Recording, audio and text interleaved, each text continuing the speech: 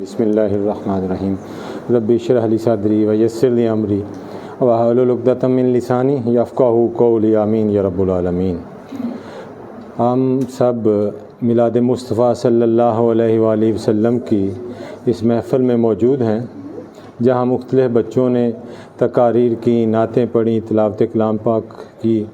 اللہ رب العزت سے دعا ہے کہ اللہ تعالی ہماری اس کاوش کو قبول و منظور فرمائے۔ ابھی بچہ نعت پڑھ رہا تھا کہ میری الفت مدینے سے یوں ہی نہیں، میرے آقا کا روزہ مدینے میں ہے۔ یہ تو آقا کے روزے سے الفت کی بات ہو رہی ہے۔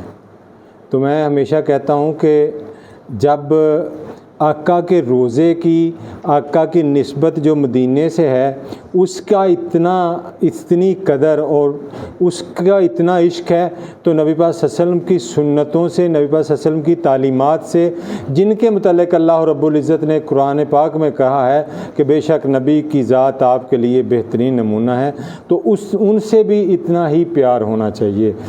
نبی سے محبت، نبی کی ولادت کا جشن اور نبی سے پیار کا اظہار کیا ہے کہ نبی کی سنت پہ عمل کیا جائے، نبی کی تعلیمات پہ عمل کیا جائے۔ نبی صلی اللہ علیہ وسلم نے جو اللہ رب العزت سے ہمیں ملایا ہے اور عقیدہ توحید جو ہمیں سکھایا ہے، اس پر کاربند رہتے ہوئے، نبی کی تمام سنتوں پر عمل پیرا رہتے ہوئے اپنی زندگی کو بہترین بنائیں، کیونکہ نبی کی زندگی ہی ہمارے لیے بہترین نمونہ ہے۔ تو عزیز طلباء و طالبات اور محترم اساتذہ اکرام، میں اس آج کے دن کے حوالے سے یہی کہوں گا کہ اگر ہم نے نبی پاک صلی اللہ علیہ وسلم کی حدیث پہ، اللہ رب العزت کی کتاب پہ عمل کر لیا، تو نبی کی ولادت کا اس سے بڑا جشن کوئی نہیں ہے۔ سب سے بڑا جشن کیا ہے کہ نبی کی سنتوں پہ عمل، نبی کی تعلیمات پہ عمل، جو نبی نے ہمیں سکھایا۔ آج ہم دیکھیں جو مائل بے زوال ہیں امت مسلمہ، اور پاکستان تو خاص طور پر، اکثر کہتے ہیں کہ ہمارا نظام کیا۔ میں کہتا ہوں ہمارا نظام کیا، ہمارا نظام ہے ہی کوئی نہیں سرے سے۔ آپ صبح اٹھیں، دیکھیں دودھ والا آتا ہے، ناک کرتا ہے، دودھ خالص نہیں ہے۔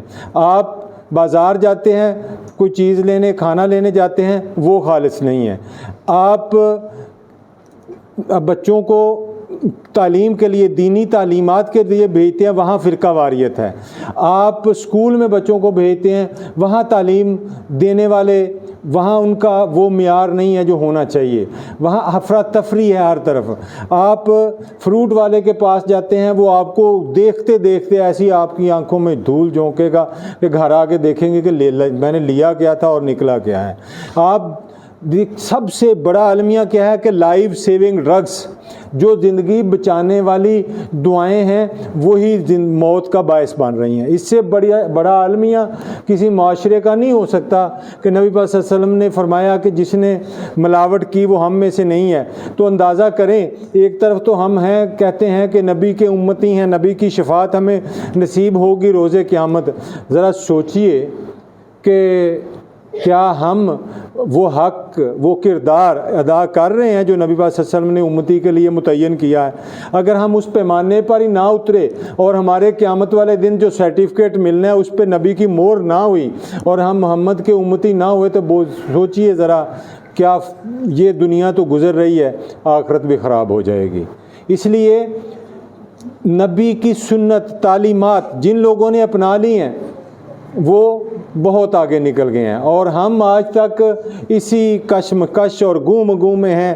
ہمارا نظام جو ہونا چاہیے شریعت کے مطابق ہونا چاہیے، جمہوریت کے مطابق ہونا چاہیے، خلافت کے مطابق ہونا چاہیے، آمریت کے مطابق ہونا چاہیے۔ کون سا نظام ہونا چاہیے؟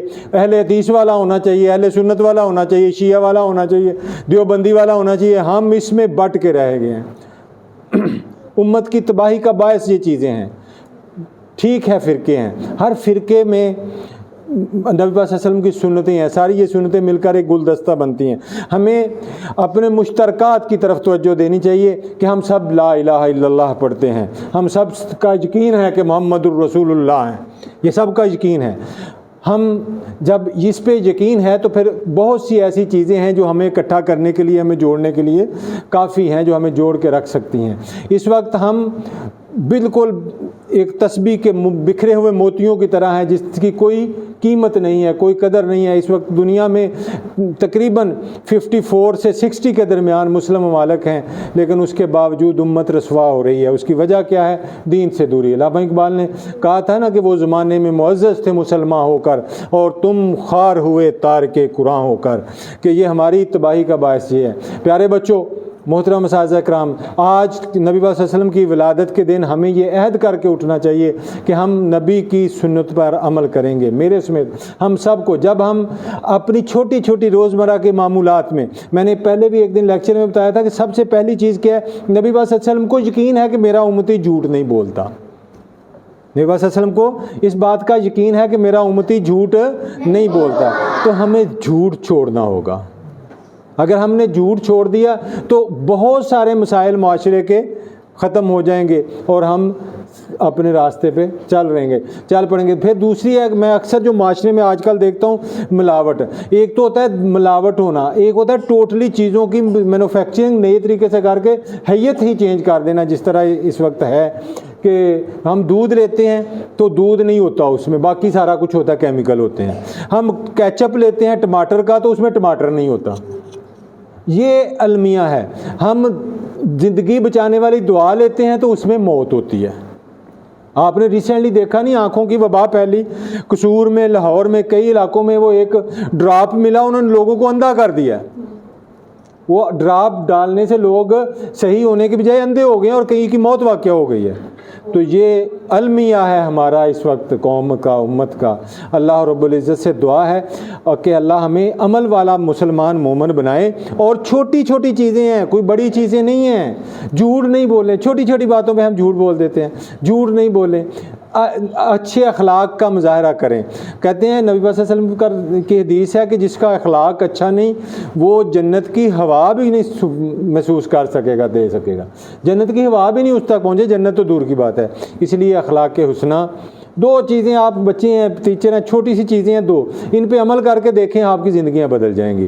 اللہ ہمیں عمل کی توفیق عطا فرمائے۔ وما علینا الا البلاغ۔ سب کو جشن عید میلاد النبی مبارک۔